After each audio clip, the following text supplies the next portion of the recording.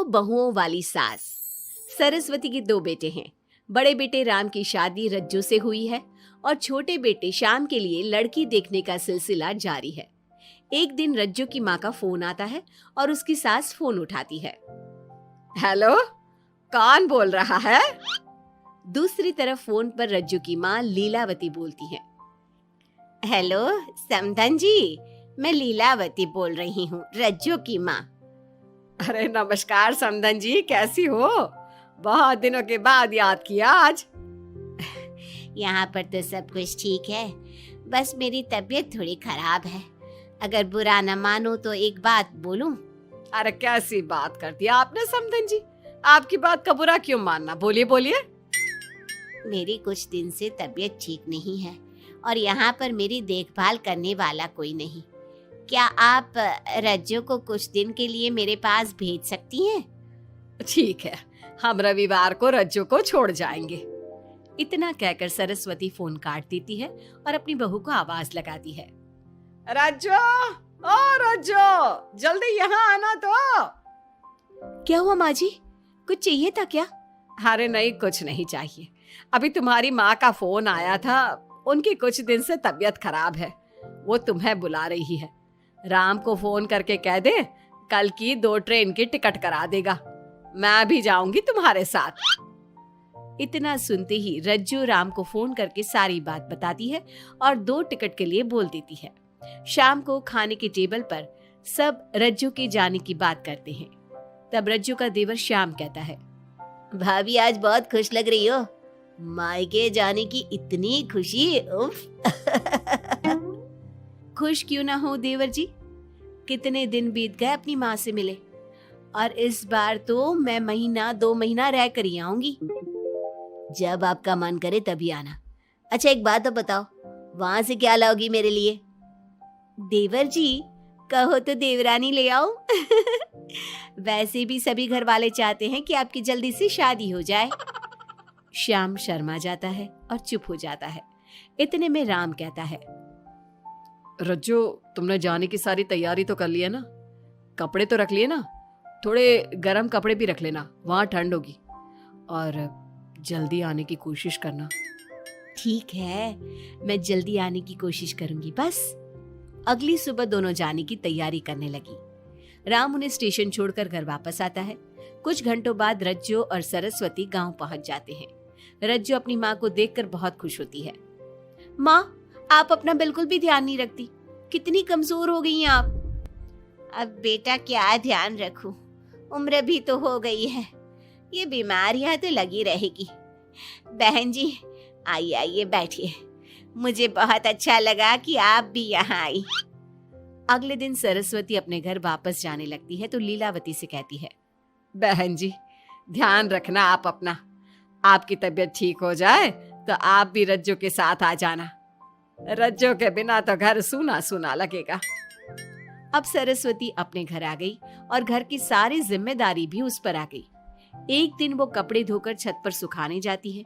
बाल्टी में से टपकता पानी सीढ़ियों को गीला कर देता है और नीचे उतरते समय रज्जू की सास यानी कि सरस्वती देवी का पैर फिसल जाता है और वो गिर जाती है।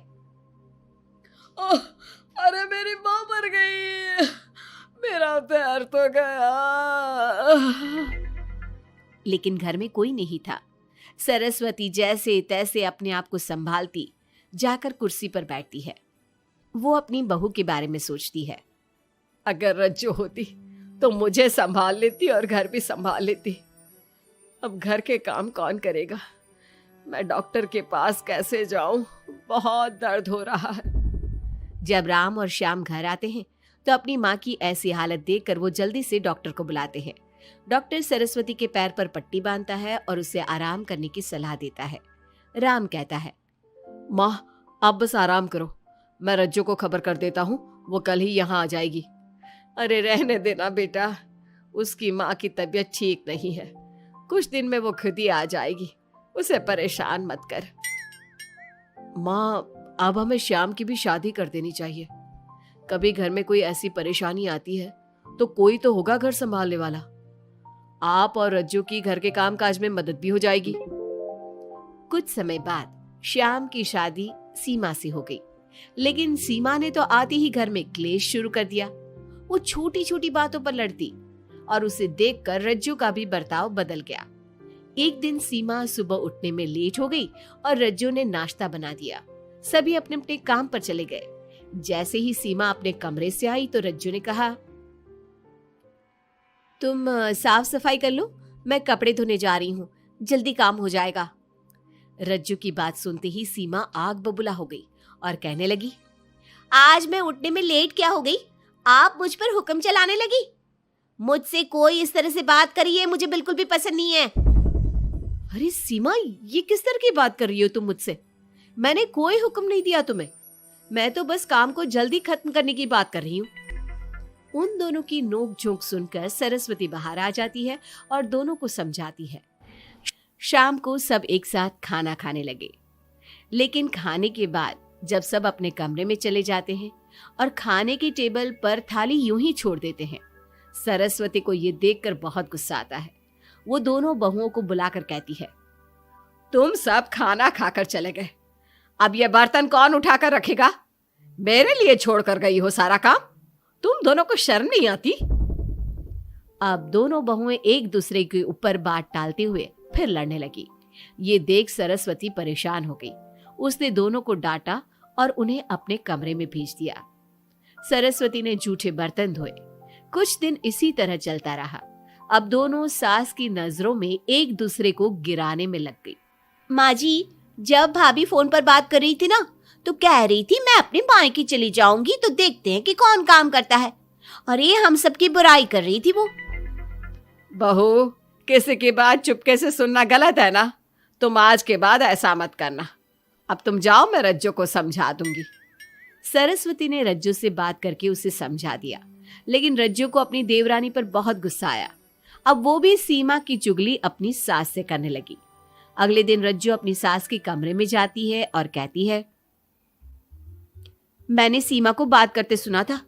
वो देवर जी से कह रही थी कि अगर हम लोग अलग कहीं रहे तो हम ज्यादा खुश रहेंगे, रोज रोज की लड़ाइयों से भी बचेंगे। सरस्वती को इस बात पर गुस्सा तो बहुत आया, लेकिन उसने कुछ कहा नहीं। जब दोनों बहुओं को लगा कि सरस्वती उनकी बातों में नहीं आने वाली, तो उन्होंने रिश्तेदारों और पड़ोसियों से एक दूसरे की चुगली करना शुरू कर दिया। जब सरस्वती को ये बात पता चली तो उसने इनकी लड़ाई को शांत करने का उपाय निकाला।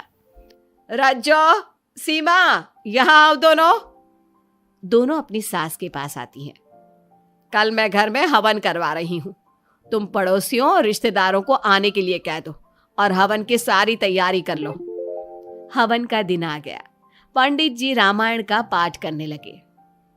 माता सीता से महान कोई पत्नी नहीं।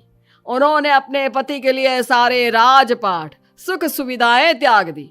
अगर कोई पत्नी अपने पति को परिवार से अलग होने को कहती है तो वो पाप की भागीदार होती है और बेटों को भी मां से अलग नहीं होना चाहिए। सीमा पंडित जी की बात बहुत ध्यान से सुन रही थी और उनकी हाँ में हाँ मिला रही थी। ऐसे ही रामायण का पाठ अंतिम सीमा पर आ गया, जिसमें विभीषण के बारे में बताया गया था। अगर विभीषण अपने भाई का भेद न देता तो रावण का विनाश नामुमकिन था।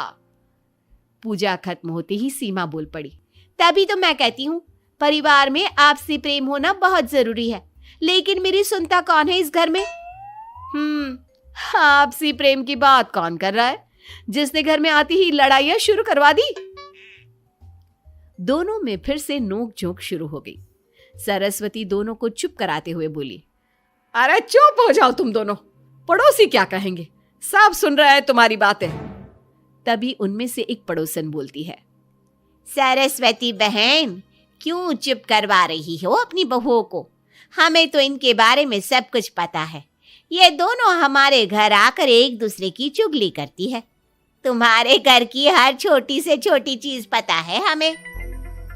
आंटी जी, हमने अपना समझ के आपको कुछ बता दिया तो इसका मतलब ये नहीं कि आप सबके सामने हमारी सास से हमारी शिकायत करेंगी। आप तो सबसे बड़ी चुगलखोर हो। सीमा की बात सुनकर सभी पड़ोसन उन्हें बुरा भला कहने लगी। उनकी बातें सुनकर दोनों बहुएं सबके सामने बहुत शर्मिंदा हुई। जब सब उनके घर चले गए तो सरस्वती ने अपनी बहुओं से कहा, अब तुम दोनों को तो बहुत खुशी होगी कि सारे मोहल्ले की औरतें हमारे ही घर में खड़ी होकर हमें ही सुनाकर चली गई। हमें काफी साल हो गए यहाँ रहते हुए, लेकिन आज तक किसी में भी इतनी हिम्मत नहीं थी कि हमसे ऊंची आवाज में भी बोल पाए। लेकिन आज तुम दोनों की वजह से ये सब हमारी बुराई कर रहे हैं। तुम दोनों ने ये सब अच्छा नहीं किया। सीमा, तुम्हारे इस घर में आने से पहले हम सब बहुत प्यार से रहते थे, लेकिन ये सब लड़ाइयाँ तुम्हारे आने के बाद शुरू हुई है। आज के बाद तुमने घर में किसी से भी झगड़ा किया तो मैं तुम्हें तुम्हारे मायके छोड़ आऊंगा, समझी तुम? ये बात सुनकर सीमा रोने लगी और सबसे माफी मांगने लगी। पंडित जी भी ये सब देख रहे थे। उन्होंने सबको शांत करवाया। कृपया आप सभी शांत हो जाइए, गुस्से से तो बात और बिगड़ जाएगी। अगर आप दोनों बहुएं मिलकर रहती, घर की बात घर में रखती, तो कोई आपसे कुछ कहने की हिम्मत नहीं करता। आज आपको इस बात का एहसास तो हो ही गया होगा। औरत ही तो होती है जो मकान को घर बनाती है। अब भी कुछ नहीं बिगड़ा, आप दोनों प्यार से रहो। आपके पड़ोसी और रिश्तेदार अपने आप चुप हो जाएंगे। पंडित जी की बात दोनों बहुओं की समझ में आ गई। अब दोनों प्यार से रहने लगी। इसी तरह समय बीत गया। अब पड़ोस की औरतें उनके प्यार की मिसालें देने लगी।